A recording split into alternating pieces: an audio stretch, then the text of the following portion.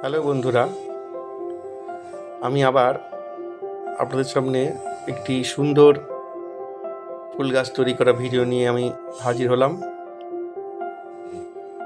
আমি ফুলের বাগান তৈরি করতে খুবই পছন্দ করি। বিগত 2 বছরে আমার বাড়ি হওয়ার জন্য আমি ফুলের বাগান করতে পারিনি, তো আমার বাড়ি এখন কমপ্লিট হয়েছে। তো সেই মতো আমি ফুলের বাগান তৈরি করার জন্য আমি প্রস্তুত হয়েছি। আপনারা দেখতেই পাচ্ছেন কীভাবে টবের মধ্যে মাটি এবং তার মধ্যে বালি এবং কিছু গোবর সার প্রয়োগ করে আমি ফুলের চারাকে, যেগুলিকে আমরা নার্সারি থেকে কিনে নিয়ে এসেছি, সেগুলিকে আমি আস্তে আস্তে এই টবের মধ্যে বসাচ্ছি। তো আমার গাছের উপকরণ কেবল আমাদের জমির মাটি এবং গোবর সার। আমি কোনো ভার্মিকাম বা ককপিট ইউজ করি না, কারণ আমরা গ্রামের ছেলে, গ্রামে বাস করি। গ্রামে গোবর সার যথেষ্ট পরিমাণে এখনও পর্যন্ত পাওয়া যায়।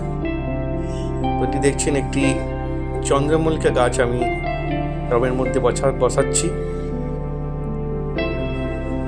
এইভাবে বসিয়ে মাটি চারধারে দিয়ে তার মধ্যে আমি আবার কিছু পরিমাণ গোবর সার দেব, সেটা আপনারা এখনই দেখবেন। এই বালতির মধ্যে রাখা আছে সেই গোবর সার, তার মধ্যে আমি কিছু পরিমাণ দিলাম। এবং এর আগে ঠিক একইভাবে বহু টব আমি তৈরি করে ফেলেছি অলরেডি। আপনারা সেটি দেখতে পাচ্ছেন, পাশের ছবিতে দেখা যাচ্ছে কিছু ইনকার আছে, কিছু চন্দ্রমল্লিকা, কিছু রক্তজবা এবং পিটুনিয়া গাছ, সাইডে ডালিয়াও রাখা আছে। সেগুলোকে আমি টবের মধ্যে বসাবো। আপনারা দেখতে পাচ্ছেন, আপনারা দেয়ালের পাশেই দেখতে পাচ্ছেন একটি ছোট্ট টগর গাছ। এই দেখুন, যেটি আমি এবছরের বর্ষাকালে শাখা কলমের মাধ্যমে তৈরি করেছি, ভবিষ্যতে আরও করব। হচ্ছে আমার মৌসুমি লেবুর গাছ। আপনারা দেখছেন গাছেতে মৌসুমি লেবু যতটি ধরেছে। তারই পাশে দেখছেন একটি জবা গাছ, এবং এটি একটি করবী ফুলের গাছ, এখনো পর্যন্ত ফুল আসেনি।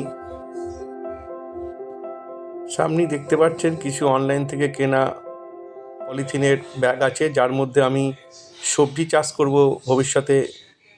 সেই জন্য সেগুলো এখনও করে উঠতে পারিনি।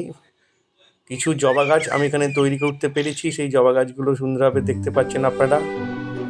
এবং আমি আগেতেই বলেছিলাম যে আমি আগেতে ফুল চাষ করতাম, 2 বছর হলো বাড়ি তৈরির জন্য করতে পারিনি। সেই পুরনো টবের মধ্যে আমি গাছ লাগাচ্ছি। এবং শুধু গাছ নয়, আমার ইচ্ছা আমি ভবিষ্যতে সবজি চাষ, বিভিন্ন ধরনের সবজি চাষ আমি উপরে করবো আমার ছাদের মধ্যে।